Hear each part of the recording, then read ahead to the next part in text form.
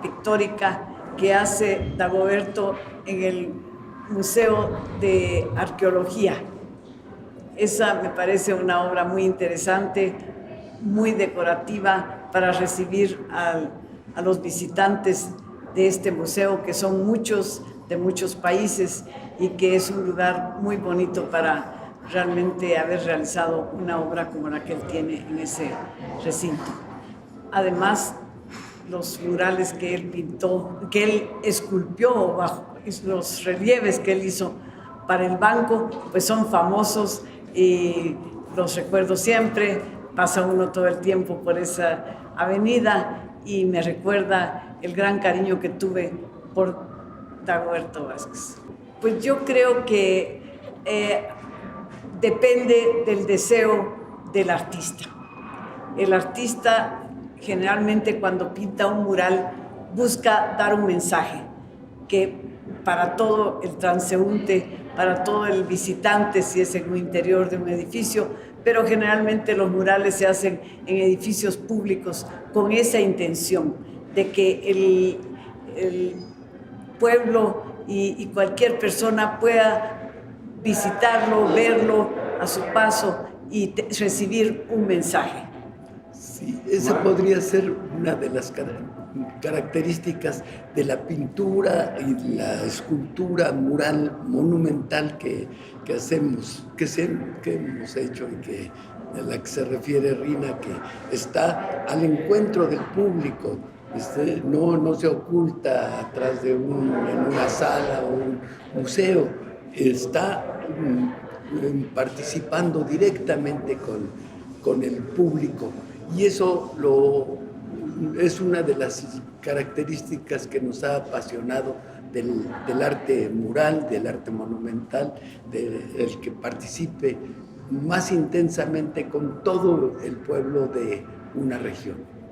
Bueno, el muralismo se inicia antes que el propio realismo socialista, porque el muralismo mexicano se inicia en 1921 con un manifiesto a los pintores que dejen su torre de marfil y vengan a trabajar para los obreros y los campesinos mexicanos después de la Revolución de 1910, que todavía estaba muy presente en aquellos años.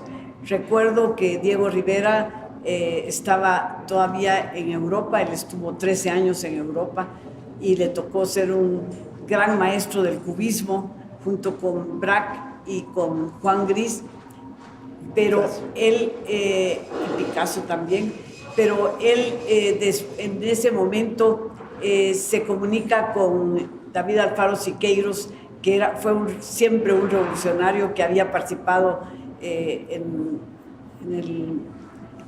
la Revolución Mexicana y después en España en la Guerra de España. Sí.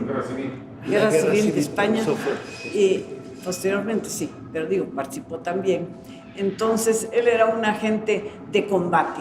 Y Siqueiros platica con Diego Rivera en Europa y se proponen ambos, junto con otros pintores mexicanos como Orozco, que Orozco había trabajado como dibujante en los batallones de Carranza. No, estuvo en Veracruz con el doctorat y fundaron un periódico que se llamaba La Vanguardia. Ese periódico magnífico estaba lleno de caricaturas de todo tipo que hizo ese genio maravilloso de la pintura mexicana que fue Clemente Orozco.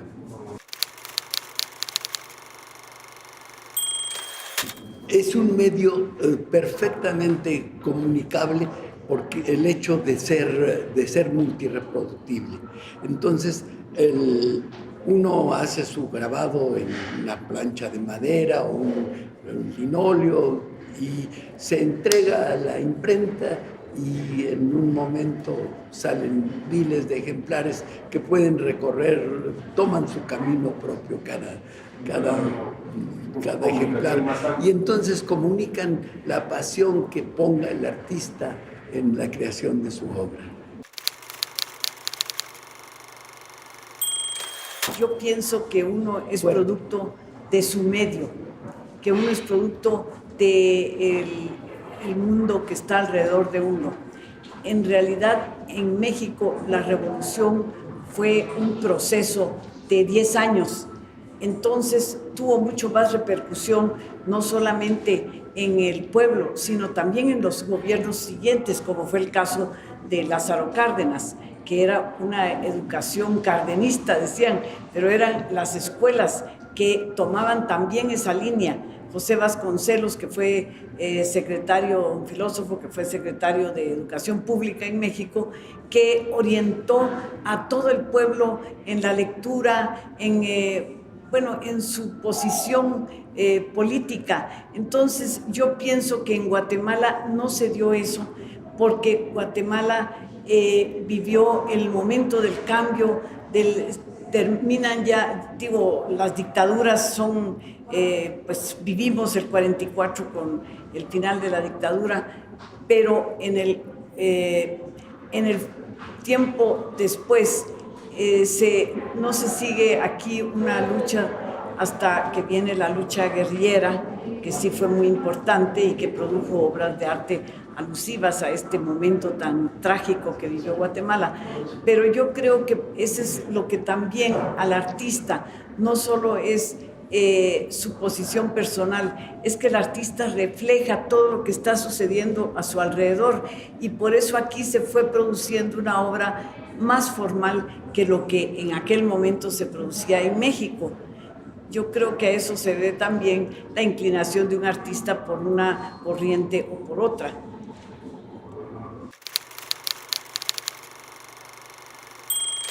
Bueno, yo creo que depende, como le decía, del medio en que uno se desarrolla. Por ejemplo, yo cuando llego a México, becada por el gobierno del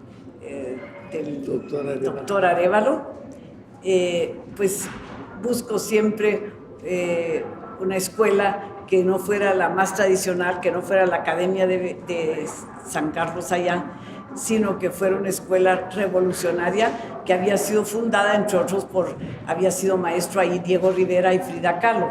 Ya en ese momento ya no estaban dando clases, pero tenía una tendencia diferente. Y estando yo en esa escuela, pues unos meses después me selecciona mi maestro para ir a trabajar con Diego Rivera.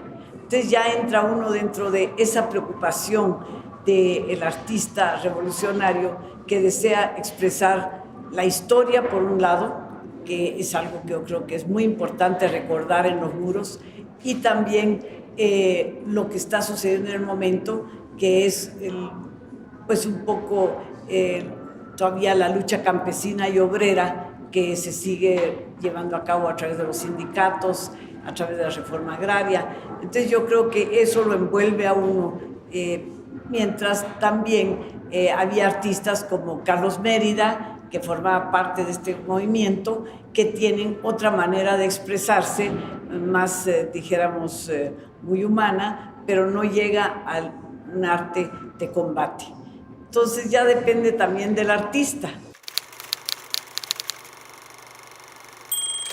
Él comenzó con la preocupación por el Popol Vuh, y yo creo que pintar las raíces es algo también que es muy significativo para un pueblo, que le estén recordando de dónde venimos, que se les diga por qué tenemos que ser orgullosos de nuestras raíces. Eso es también ser revolucionario. Yo creo que no necesariamente hay que pintar un rifle y una consigna, que en realidad no es cierto esto de las consignas, porque en México, cuando se dio el muralismo mexicano, el ministro de Educación, que era, como le digo, José Vasconcelos, pues realmente fue el primero que no le gustó la obra de Diego Rivera, pero él decía, a mí no me gusta, pero el artista que haga lo que quiera hacer.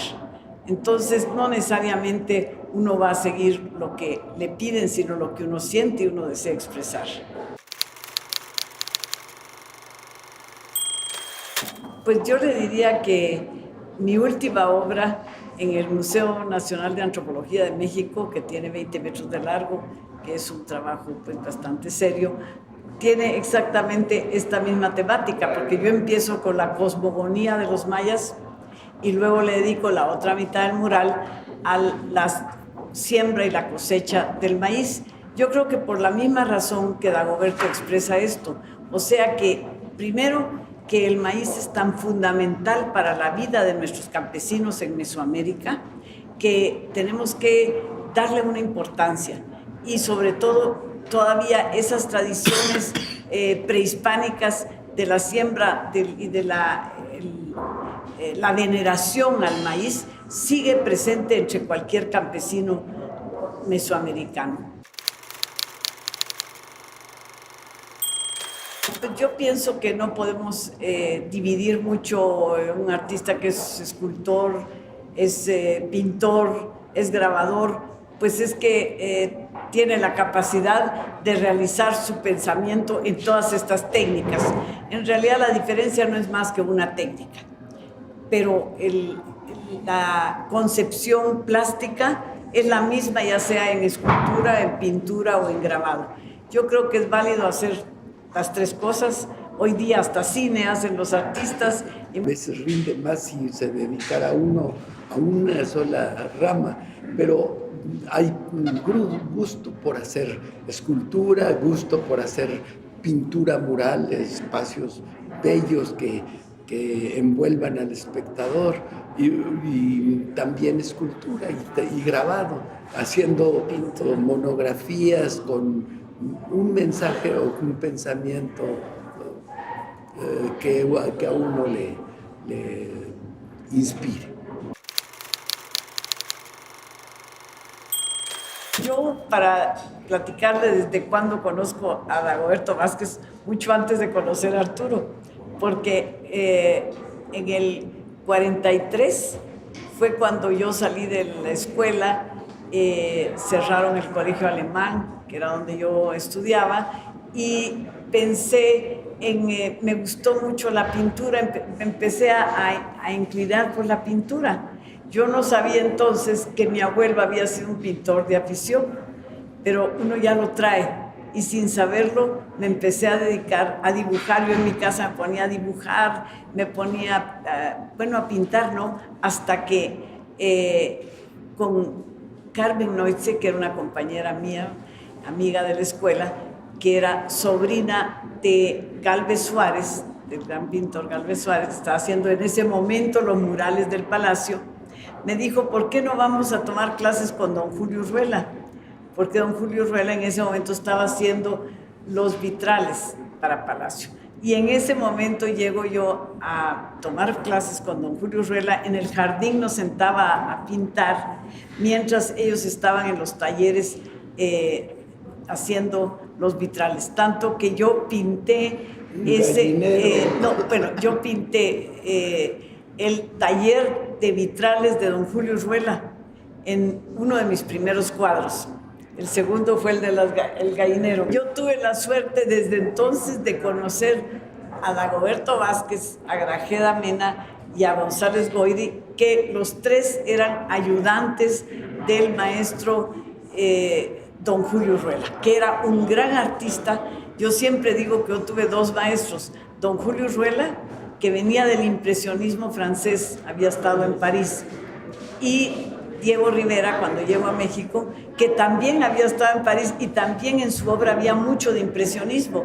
Entonces no sentí yo una ruptura de mis estudios aquí en Guatemala con la estancia temprana en México, porque ambos maestros venían del impresionismo francés.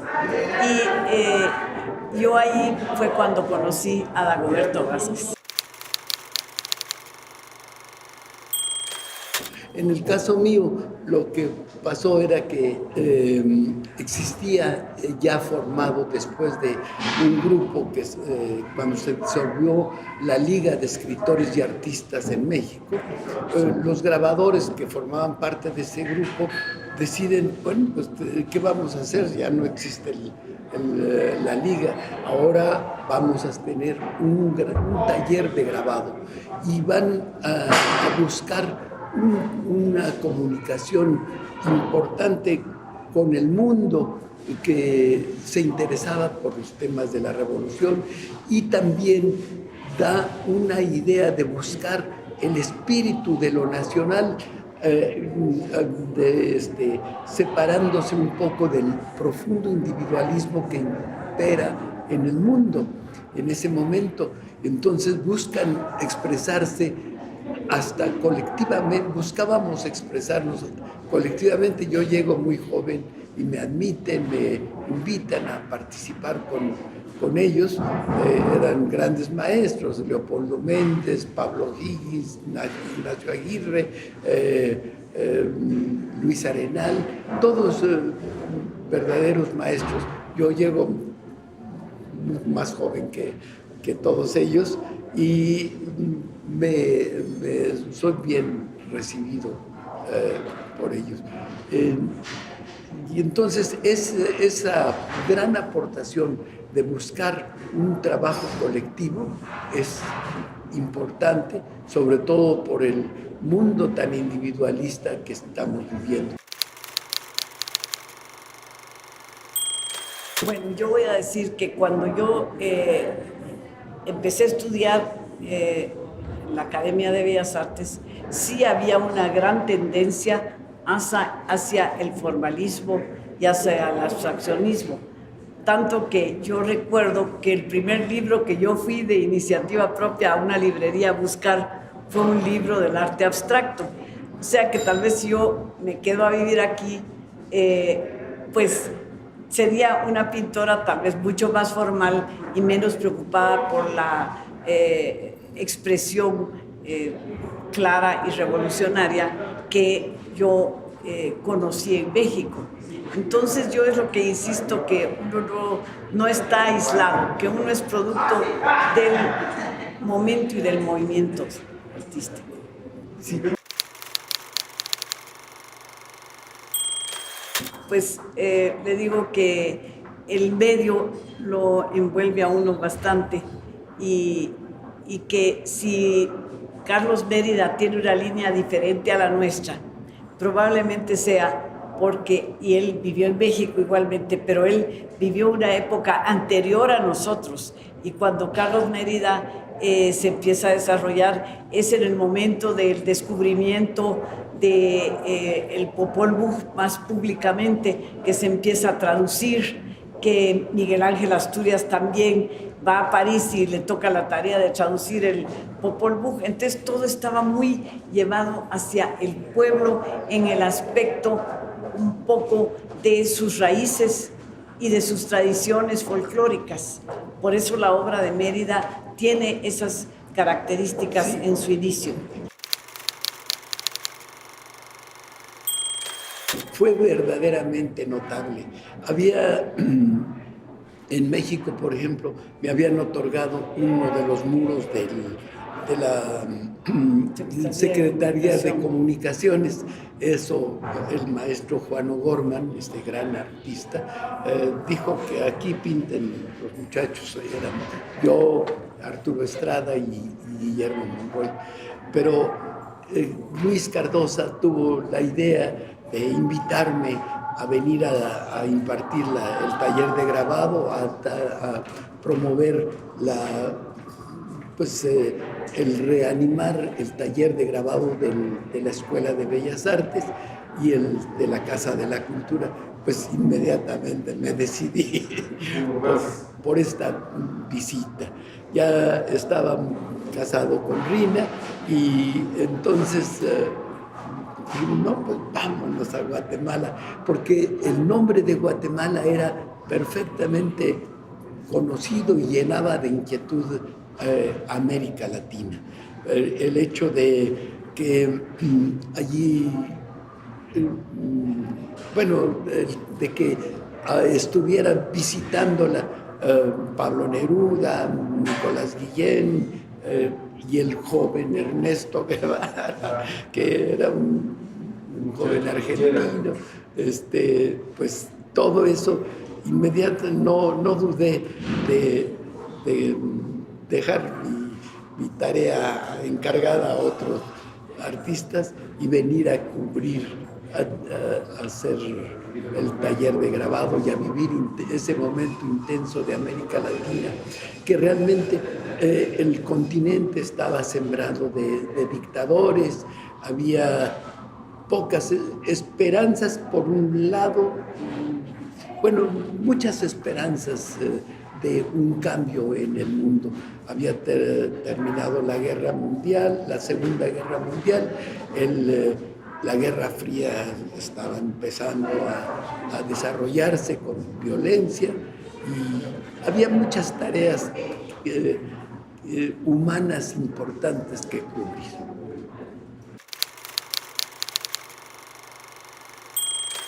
Yo recuerdo que después, cuando regreso, tenemos más amistad ya de pintor a pintor con Dagoberto, porque teníamos el grupo de Juan Antonio Franco, Grajeda Mena, Dagoberto, González Boidi. Entonces nos identificábamos mucho como pintores y como amigos.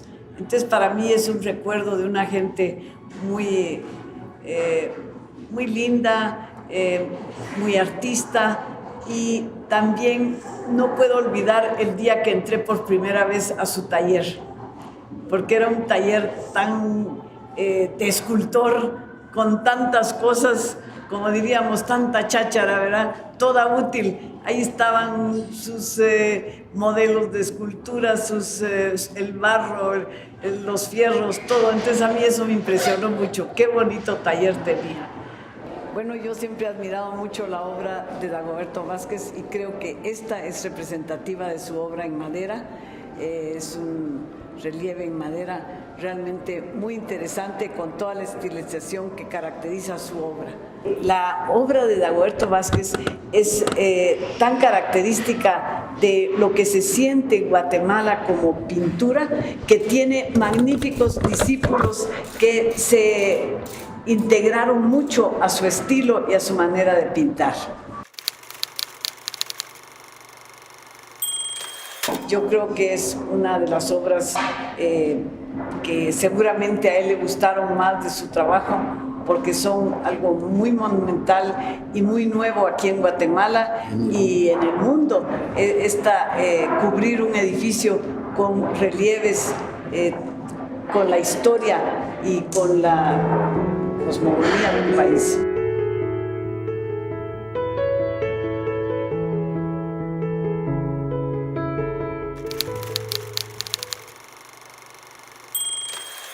El que nos hizo encontrarnos fue el maestro Diego Rivera y la maestra Frida Kahlo. Estábamos realizando una tarea política que yo convoqué a los alumnos de la escuela a que pintáramos unos telones que iban a utilizarse en un acto público, y el maestro Rivera le dijo: vaya usted a trabajar allí con bustos. Todavía no nos conocíamos. Y ahí estuvo nos conocimos pues ahí en plena tarea. Tarea artístico-política. Frida Kahlo tenía 3 alumnos favoritos, que eran 3 que tenían los apellidos de los 3 más famosos artistas del siglo anterior, o sea, del XIX. Y por eso los llamó por su apellido, que eran Bustos, Monroy y Estrada, que hay 3 artistas: Hermenegildo Bustos en México, Estrada y Monroy. O sea que se repitieron, decía Frida, los 3 mejores artistas del siglo XIX y ahora del siglo XX. Fue una gran suerte para nosotros estar cerca de estos grandes maestros. Yo estuve también en los andamios de Orozco, gozamos de la amistad de Siqueiros, el cariño de Frida y la admiración al maestro Rivera. La realización del Museo Nacional de Antropología fue muy acertada, que en cada sala pidieron que hubiera una obra de los artistas que en ese momento pues estábamos produciendo.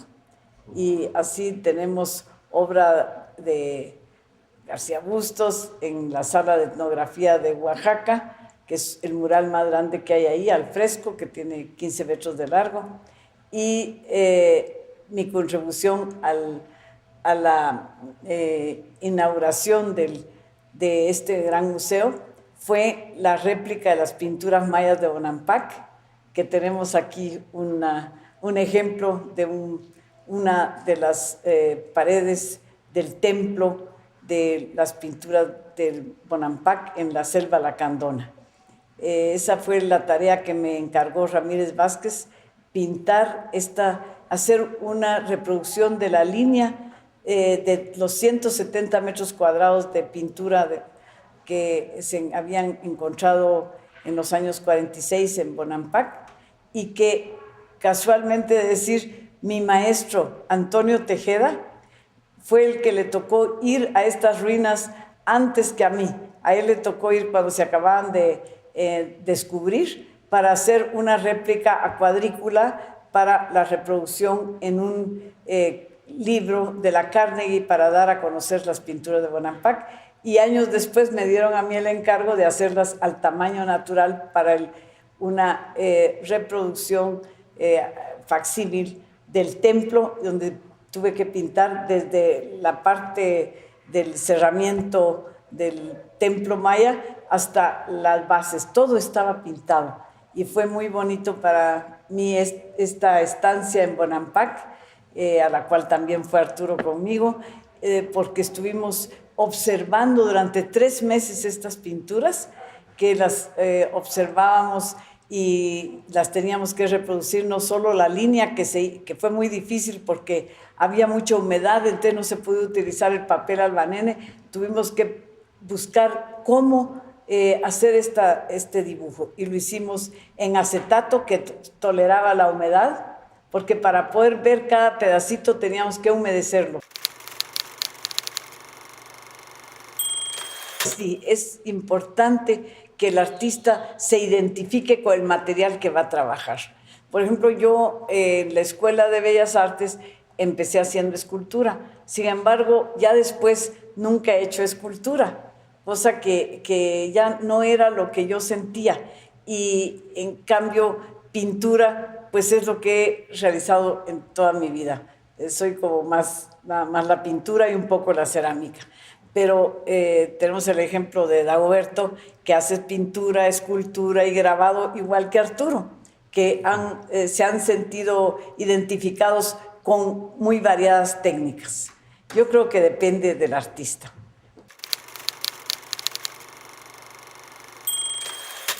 Bueno, yo creo que ponerla fuerte y robusta es porque los campesinos necesitan ser fuertes para sobrevivir, y que además de que se desarrollan así porque hacen trabajos pesados. Entonces yo creo que esa característica es la que Dagoberto quiso darle a esta Mengala, que era una trabajadora que va caminando fuertemente sobre sus pies sin tacones, o sea que es ya la persona, ahí está él representando a una persona del pueblo, a una persona trabajadora, y eso es lo que da las características estilizadas de este personaje. Yo lo contestaría con unas palabras de Diego Rivera, que grabó en un disco que existe, por cierto, donde él explica que el arte es una parte vital en todos los países del mundo, y que desde los más primitivos sintieron la necesidad de expresarse con representaciones de escultura, primero la cerámica, luego la escultura y después la pintura. Fue una forma es una necesidad, dijéramos, el expresarse plásticamente, artísticamente, en la danza, en la música y en la pintura y la escultura. Entonces yo creo que está dentro de la naturaleza las secciones áureas, para poner un ejemplo, que la han utilizado en todas las culturas del mundo, ya sea consciente o inconscientemente, pero también en el arte maya encontramos que se utilizó la sección áurea tal vez sin conocerla porque está dentro de la naturaleza. En una planta uno puede ver cómo crece una ramita de acuerdo a las secciones áureas. Entonces, yo creo que el problema es que una sociedad y un concepto plástico acepte y aprenda a ver y a sentir el arte de otra sociedad, tal vez más antigua o más lejana.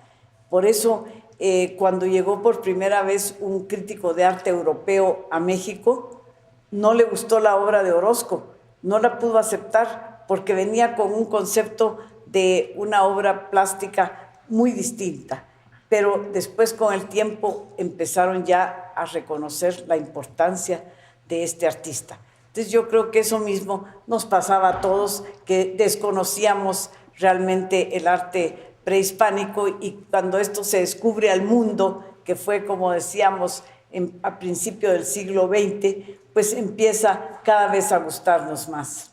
Pues yo creo que sí, efectivamente cuesta hasta que la gente acepta una estilización o otra manera de representar la obra. En el caso de Diego Rivera, que fue muy claro, al principio que él empieza a pintar inspirado en piezas prehispánicas y en el dibujo prehispánico, le llamaron los monotes de Diego Rivera, y a nadie le gustaba lo que estaba pintando, ni siquiera a los que lo habían encargado, a las gentes del gobierno, pero a Vasconcelos, que no le gustaba y lo declaró así. Pero con el tiempo la gente aprendió a ver esta pintura y cada vez es más reconocido y más admirado en el mundo. Entonces, sí sucede eso. Es como las modas en general, que al principio dice, ay, qué feo está eso, y al rato toda la gente lo acepta, el estilo de vestirse o de... Pues las novedades siempre cuesta que se empiecen a aceptar. Yo creo que la obra de arte a veces tarda un poco en entrar en el pensamiento y en el corazón y ser estimada. Y, por ejemplo, un ejemplo de ello es la obra de Frida Kahlo, mi querida maestra, que cuando ella lo hacía, no tenía público ahí. Muchas veces le atormentaba que entregaba una obra que le habían pedido y se la regresaban. Y ahora la pasión por Frida que recorre el mundo es increíble. E incluso en el caso propio, por ejemplo, cuando pinté mi mural en el Palacio de Gobierno de Oaxaca, en aquel entonces, ahora es museo, el primer tiempo solo señalaban algunas de mis errores, creyendo que un pie tenía 6 dedos o algo así. Era el atractivo. Pero pasado el tiempo, ahora ya lo estiman mucho, pero poco a poco se va imponiendo en muchos casos. Hay una búsqueda en las raíces también plásticamente. Se empieza a aceptar o a comprender la estilización de los mayas, su manera de representar a la mujer y al hombre, y lo que ellos, sus esculturas, pues con la estilización figurativa, porque sí son muy figurativos. Dentro del arte prehispánico son los mayas los que pudieron expresarse en una forma más realista que las otras culturas. Entonces, el destacar cómo funcionaba la vida cotidiana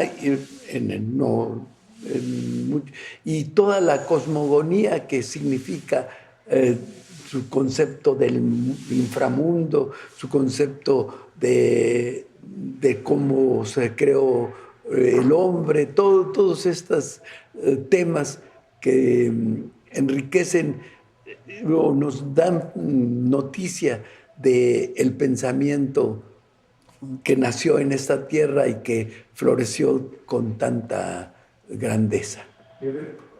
Perdón.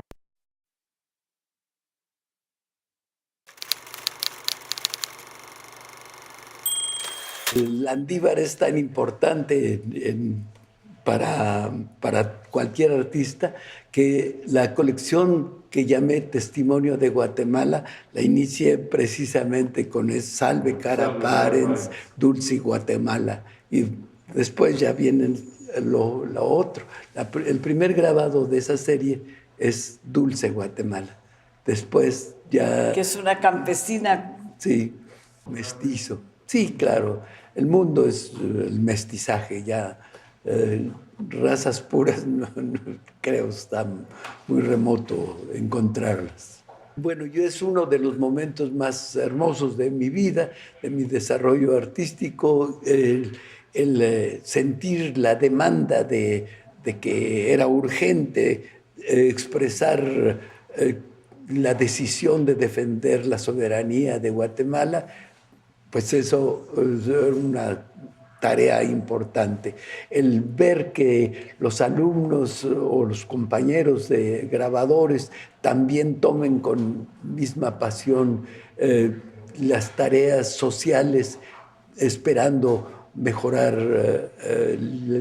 la vida de en un mundo más alegre, un mundo más fraternal, un mundo más hermoso, pues eso es muy, muy bello, y ese es el recuerdo que tengo de esos maravillosos días que vivimos aquí, además llenos de juventud y llenos de amistades dignas y admirables.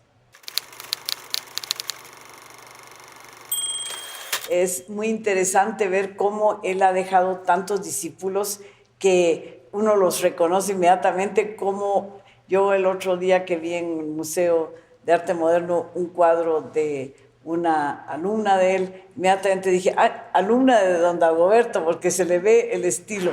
Entonces quiere decir que sí fue aceptado realmente muy temprano y gustado sobre todo la obra de Dagoberto.